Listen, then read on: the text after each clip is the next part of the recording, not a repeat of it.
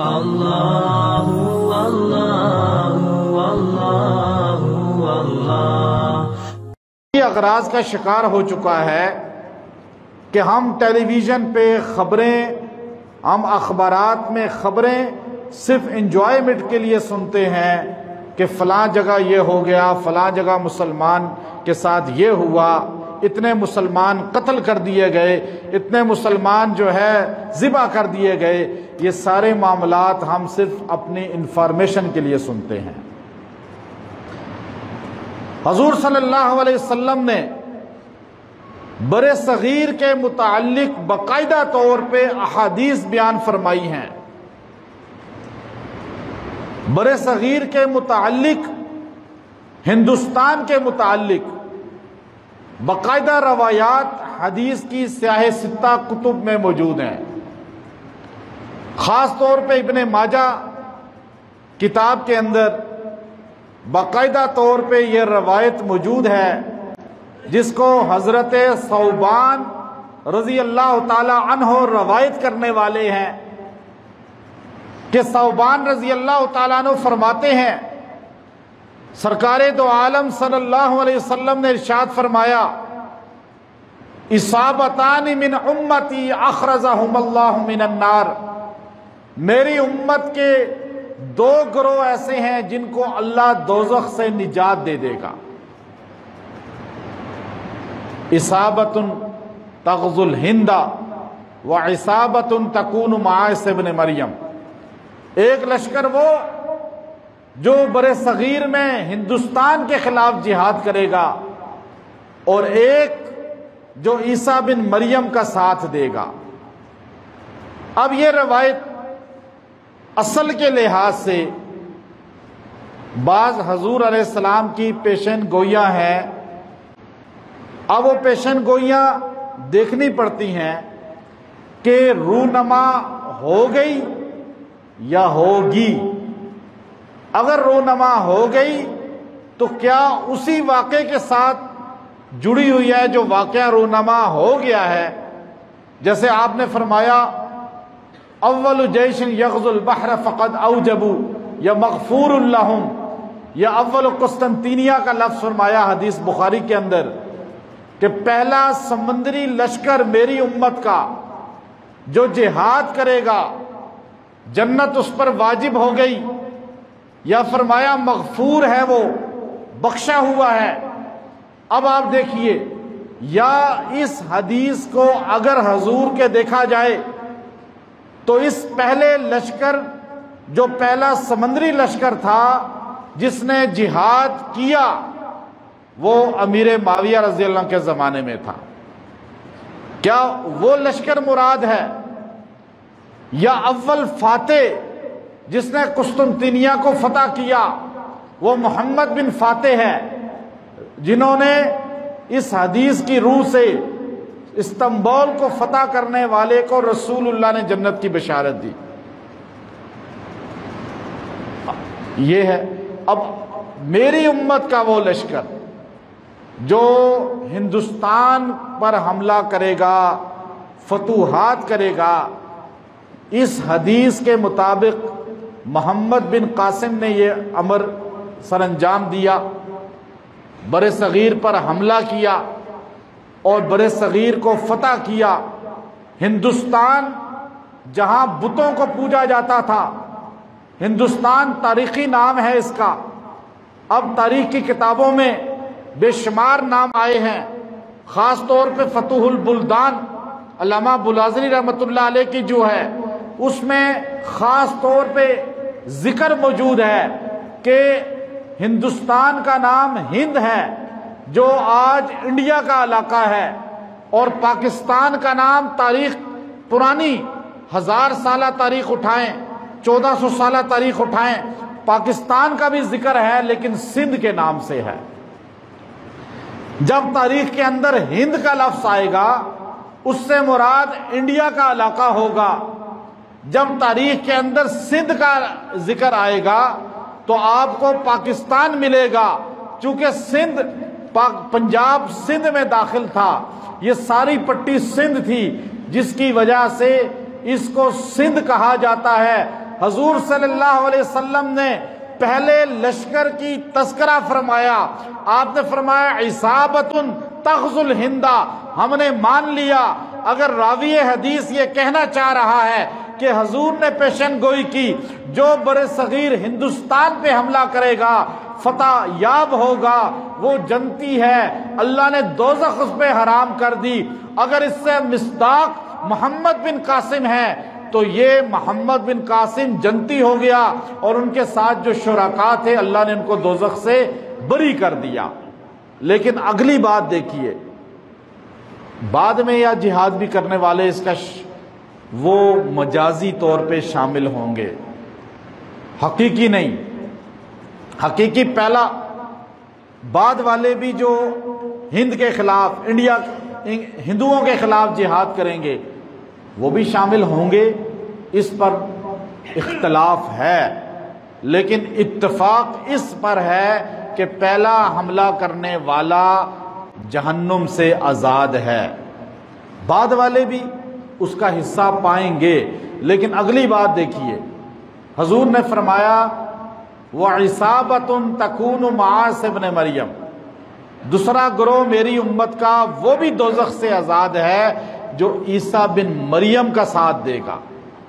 اب آپ یہ روایت کا حصہ دیکھیے, پہلا بھی ہند سے تعلق رکھتا ہے, دوسرا حصہ بھی ہند سے تعلق رکھتا ہے. میں نے آپ کو بتایا کہ سندھ کا جب ذکر آئے گا تو اس سے مراد یہ پٹی ہوگی جو ہمارے پاکستان میں ہے. جب تاریخ میں ہند کا ذکر آئے گا تو اس سے مراد انڈیا کی پٹی ہوگی. سید سلمان ندوی رحمۃ اللہ علیہ نے باقاعدہ طور پہ اس بات کو لکھا کہ حضور صلی اللہ علیہ وسلم نے باقاعدہ طور پہ ہند کا ذکر کیا ہے. آپ نے فرمایا مجھے ہند سے ربانی خوشبو آ رہی ہے. ہماری اس پٹی کا ذکر کیا تو ربانی خوشبو کا ذکر کیوں کیا؟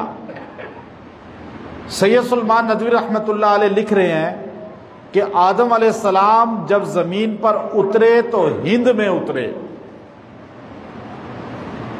اب وہ یہاں پر زمین پر اترے, آدم علیہ السلام کو پہلی نبوت ملی زمین پر تو ہند میں ملی. آدم علیہ السلام نے پہلا اللہ کا ذکر کیا تو ہند میں کیا, آپ کو نبوت ہند میں ملی. نور نبوت آپ کی پیشانی پہ اللہ نے نازل کیا. یہ سید سلمان ندوی رحمۃ اللہ علیہ لکھ رہے ہیں, نور نبوت آپ کی پیشانی میں, یعنی حضور علیہ السلام سینہ بسینہ اپنے باپ دادا اور آپ صلی اللہ علیہ وسلم آدم علیہ السلام تک پیشانی میں نور نبوت منتقل ہوتا رہا. یہ آدم علیہ السلام سے شیس علیہ السلام کو منتقل ہوا. آدم علیہ السلام کے پیشانی پہ نور نبوت حضور علیہ السلام کو جو زمین پہ نازل کیا گیا آدم کی پیشانی میں, وہ ہند کی زمین پہ نازل کیا. اسی لیے اگر آپ دیکھیں گے سب سے زیادہ عمرہ کرنے والے, سب سے زیادہ حجاج کرام کی تعداد, سب سے زیادہ عشق رسول کے لیے جان دینے والے, سب سے زیادہ حب رسول کا دعویٰ کرنے والے آپ کو اسی سرزمین پر ملیں گے. پھر اس سے اگلی بات آپ دیکھیے, اللہ کی تقسیم تھی. اللہ نے قرآن نازل کیا مکہ میں, عرب میں نازل ہوا, عربوں پہ نازل ہوا, عربی زبان میں, لیکن قرآن پاک کو سمجھایا اجمیوں نے, اس پٹی کے لوگوں نے. اب منسلک ہمارے پڑوس میں اللہ نے بخاری, مسلم, ترمذی, ابن ماجہ, ابو داؤد, سنن نسائی, ساری سیاہ ستہ کی کتب, ایک بھی کتاب تالیف کرنے والا بخاری سے لے کر ابو داؤد, مسلم, ابن ماجہ, ترمذی عرب نہیں ہے, فارسی بان ہے. پھر انہوں نے حدیث کی خدمت کی, فقہ کے لیے بھی اللہ نے فارسی بانوں کو، اسی پٹی کے پڑوس والوں کو اٹھایا، ابو حنیفہ رحمۃ اللہ علیہ۔ پھر آپ دیکھیے سب سے بڑے امام اعظم ہیں۔ اس کے بعد جب دین اسلام کو آگے پہنچانا، پھیلانا، سمجھانا، اللہ نے اسی پٹی سے ایک درخت کے نیچے ایک استاد ایک شاگرد سے ایسا سلسلہ چلوایا، آج پوری دنیا کے اندر دارالعلوم دیوبند ایک مدرسہ تھا، اس کی برانچز، شاخیں کوئی تبلیغی جماعت کی شکل میں پوری دنیا میں نظر آ رہی ہے، کوئی طالبان کی شکل میں آج امریکہ کو ناک و چنے چبواتے ہوئے نظر آ رہے ہیں، رشیا کو توڑتے ہوئے نظر آ رہے، کبھی امریکہ کو زیر کرتے ہوئے نظر آ رہے، برطانیہ کی حکومت کو ڈاؤن کرنے والے یہی وہ مدرسہ دیوبند کے تھے۔ یہ آپ دیکھیے اللہ نے ان سے کام لیا جن کے بارے میں رسول اللہ نے فرمایا تھا مجھے ہند سے ربانی خوشبو آ رہی ہے، کیونکہ حضور کا فرمان ہے وہ لشکر بھی جنتی ہے، دوزخ سے آزاد ہے جو عیسیٰ بن مریم کا ساتھ دے گا۔ آج بر صغیر کے اندر چاہے انڈیا ہے، بنگلہ دیش ہے، پاکستان ہے، افغانستان ہے، آپ اس پٹی میں جا کر دیکھیں، آپ کو عیسیٰ بن مریم کے لیے تیاری کرنے والے بھی یہی علماء دیوبند نظر آئیں گے۔ آپ کے سامنے ہے ساری تاریخ، کون ہے جو حضور نے فرمایا مجھے یہاں سے ربانی خوشبو آ رہی ہے۔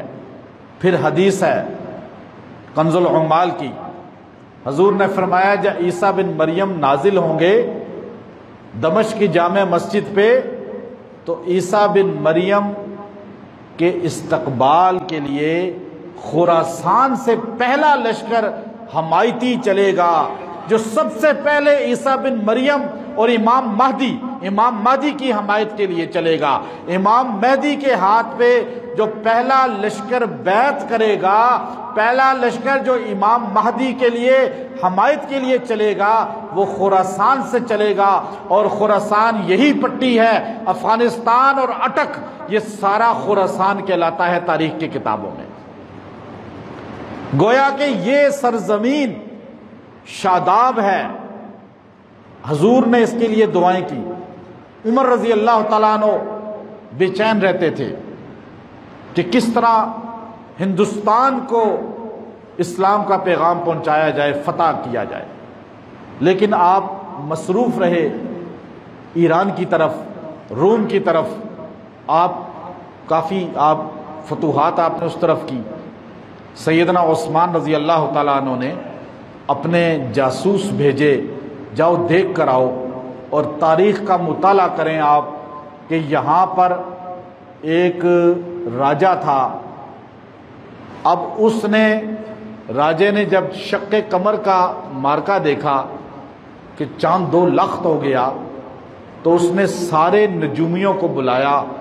فتوح البلدان کے اندر علامہ بلازری لکھتے ہیں اس نے اپنے سارے نجومی بلائے، اسے کہا یہ جادو نہیں ہو سکتا کہ یہ چاند دو ٹکڑے ہو گیا، کچھ ہوا ہے ایسا معاملہ جو انسان عقل جو ہے تسلیم نہیں کرتی۔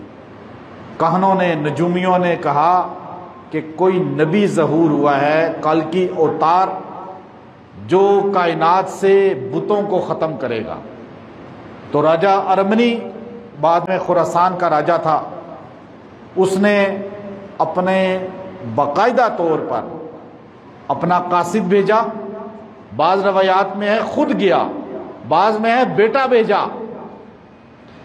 اب وہ ادرک زنجبیل گھڑے میں رکھ کر اس کے پانی میں رکھا، اوپر سے مٹی سے بند کر دیا خراب نہ ہو، ساگوان کی لکڑی۔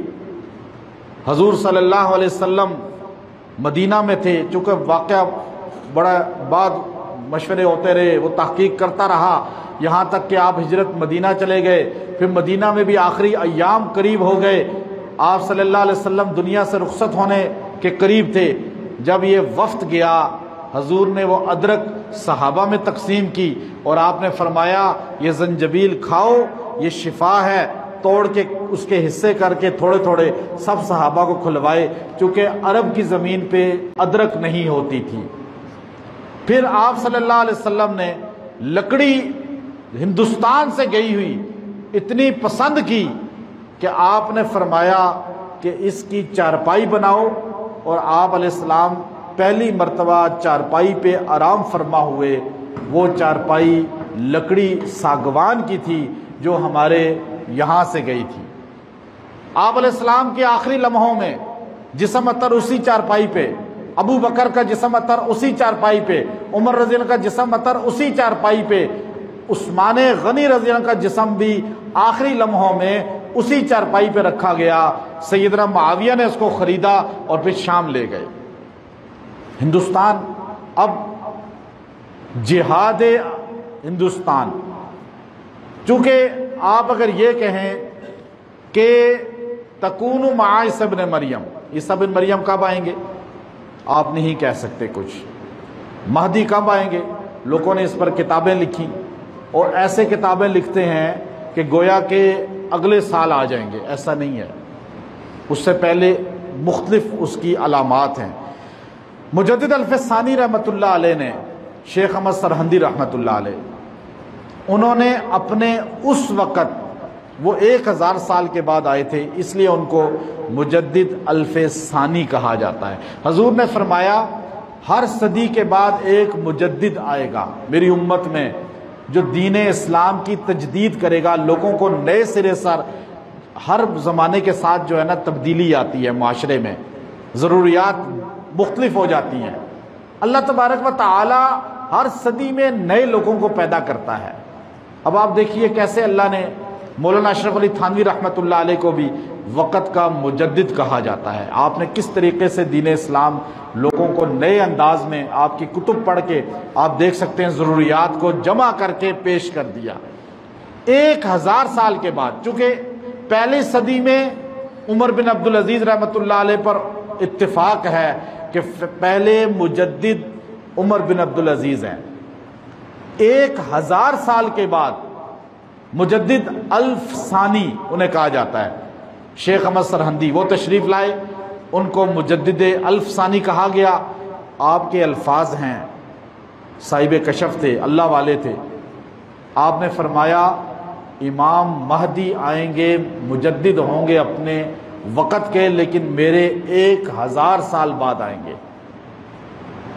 یہ میں ان کی واقعہ بتا رہا ہوں، کوئی حدیث نہیں ہے، ان کا اپنا رائے ہے، ولی کی رائے ہوتی ہے۔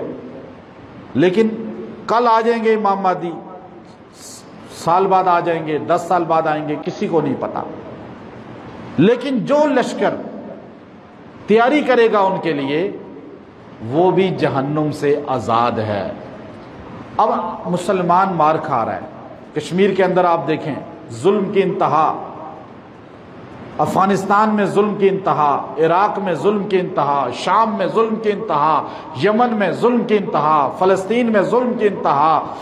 دنیا میں جہاں بھی مسلمان ہے آج ظلم میں پسا جا رہا ہے۔ وجہ کیا ہے؟ مشکات شریف کی حدیث ہے، حضور نے فرمایا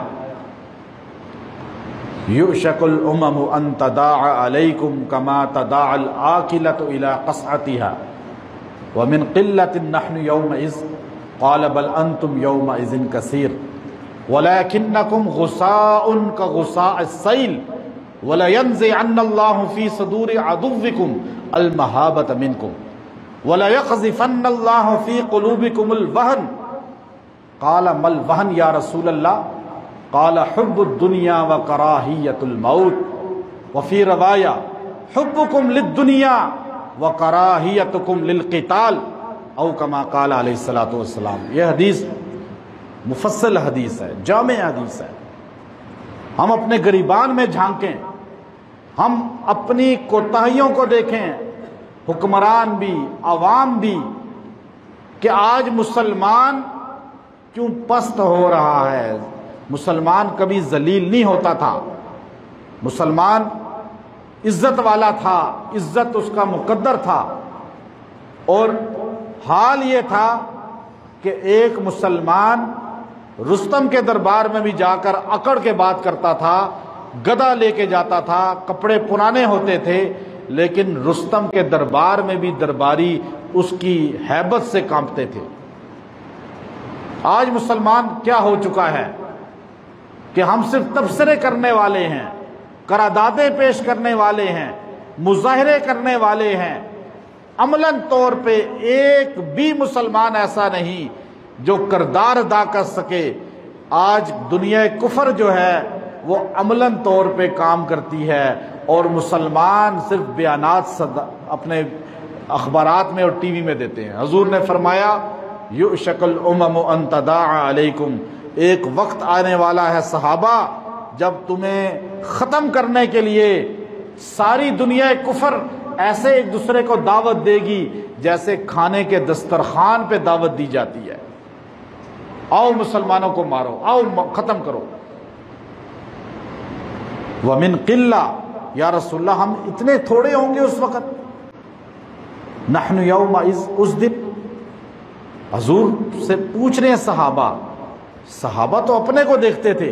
خالد بن ولید فرمانے لگے سعد بن ابی وقاص رضی اللہ تعالیٰ عنہ سے کہ آپ 60,000 کا دشمن کا لشکر آ رہا ہے، آپ مجھ اکیلے کو ان میں بھیج دیں، میں اکیلا ان سب کے لیے کافی ہوں۔ سعد رضی اللہ عنہ کا نہیں، اکیلے کیسے کافی ہو؟ کہا نبی کی حدیث ہے، اللہ کا ماننے والا، ذکر کرنے والا زندہ ہے، اللہ کو نہ ماننے والا، اللہ کا نہ ذکر کرنے والا مردہ ہے۔ 60,000 مردوں کے لیے ایک زندہ کافی ہے۔ لیکن آج دنیا میں 2 ارب مسلمان ہیں لیکن مردہ ہیں۔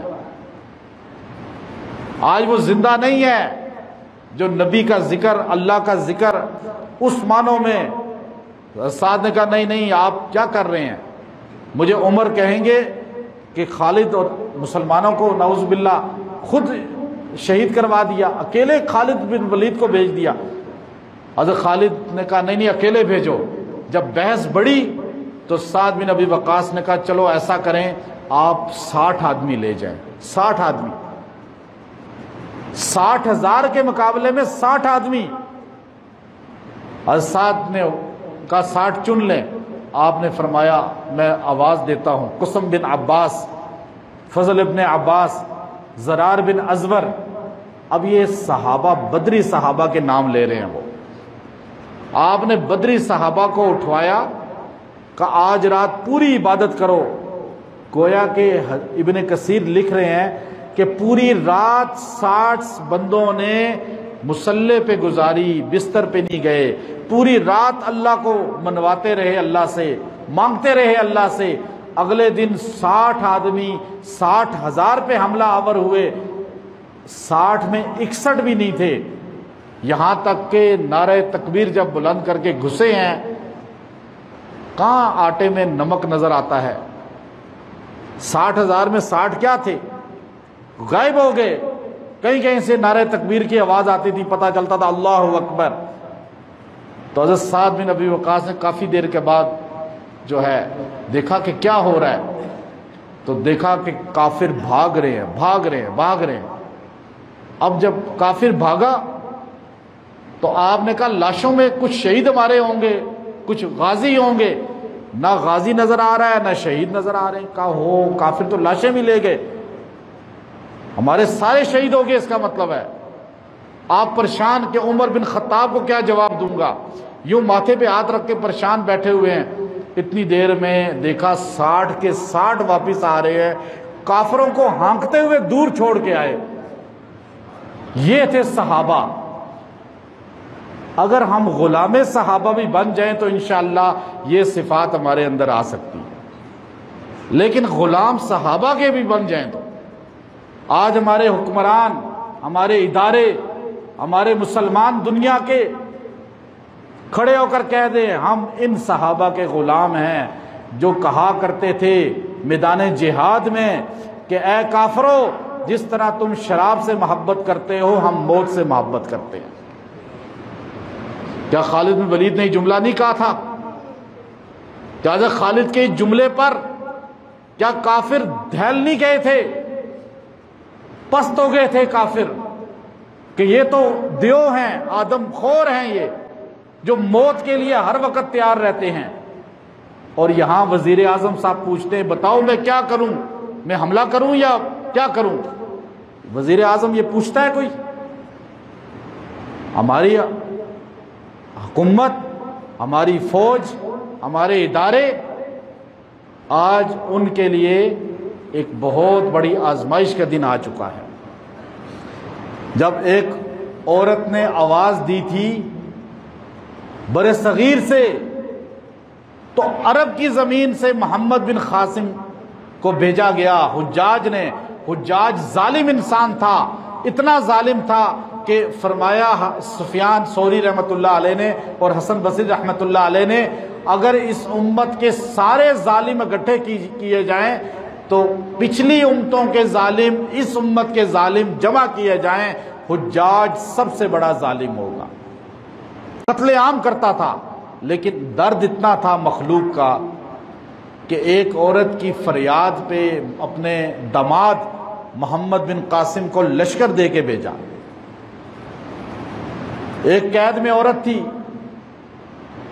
رومیوں کے، اور اس نے پکارا معتصم باللہ کو، تو رومی بادشاہ نے کہا معتصم تو وہاں بیٹھا ہوا ہے بغداد میں، اس کے لیے ابلغ گھوڑے چاہیے، تیز گھوڑے، تب وہ تیری فریاد کو آ سکتا ہے۔ یہ جاسوس نے معتصم باللہ کو بغداد میں خبر پہنچائی۔ علامہ قرطبی رحمۃ اللہ علیہ نے بڑی ایمان افروز تفسیر کی ہے، وہ واقعات لاتے ہیں، فرماتے ہیں کہ معتصم باللہ ظالم بادشاہ تھا، جابر بادشاہ تھا، لیکن اتنا اللہ نے اس کو اس چیز کا ذوق عطا فرمایا تھا کہ اس نے فوراً اپنی فوج کو حکم دیا کہ گھوڑے سب سے مہنگے یہ خریدنا شروع کرو۔ خریدتے خریدتے بڑے گھوڑوں کی تعداد اکٹھی کر لی، اور سارے فوج اپنی کو کہا اس پہ سوار ہو جاؤ، اور تنہا اپنے فوج کو لے کر جو ہے، کسی مشیر کو ساتھ نہیں رکھا، کسی وزیر کو نہیں رکھا، اور وہ وہاں ترکی میں پہنچا ہے، اور جا کر وہاں سے ان کو آزاد کرایا، اور اس بادشاہ کے محل پہ حملہ کیا، اسے گرفتار کیا، اپنے سامنے باندھ کے لایا، اور اسے کہا تو نے کہا تھا معتصم باللہ کہاں ہے؟ وہ تو گھوڑے خریدے گا تو آئے گا، اس زمانے کے مہنگے ترین گھوڑے تھے وہ، اور اس نے کہا میں پہنچ چکا ہوں، اور اس کی گردن اپنے ہاتھ سے قلم کی اس نے۔ ہمارے حکمران کہاں ہیں ایسے؟ شراب پینے والے، ڈانس دیکھنے والے، انڈیا کی فلمیں دیکھنے والے۔ عوام انڈیا کی فلمیں دیکھیں نا، آپ ساروں کو انڈیا کے اداکاروں کے نام آتے ہیں، صحابہ کے اتنے نام نہیں آتے ہمارے مسلمانوں کو، ہے یہ بات یا نہیں؟ آپ اپنے بچوں سے، عورتوں سے، میں تو حیران ہوں عربوں کو، عرب بھی انڈیا کی فلمیں دیکھ رہے ہیں، ہر عرب کو میں نے دیکھا، کئی عربوں کو ڈبنگ ہو رہی ہے عربی میں، ہر عربوں کا یہ حال ہے۔ ہمارے پاکستانی تو بےچارے ہیں ہی فنا جو ہے نا فلم، اور کیا اسے آپ کہیں گے۔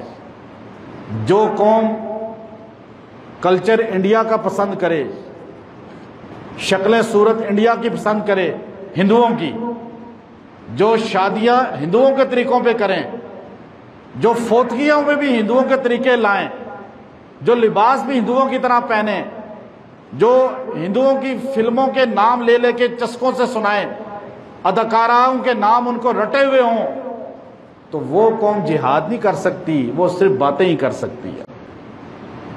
ہم لوگ صرف باتیں کرنے والے ہیں۔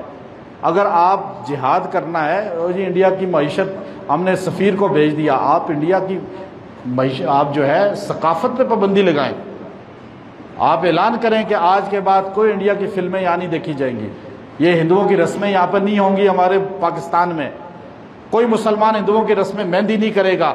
یہ ساری جو رسومات شادیوں میں یہ کہاں سے آئی ہیں؟ ہندوؤں سے آئی ہیں نا۔ یہ کوئی کر سکتا ہے؟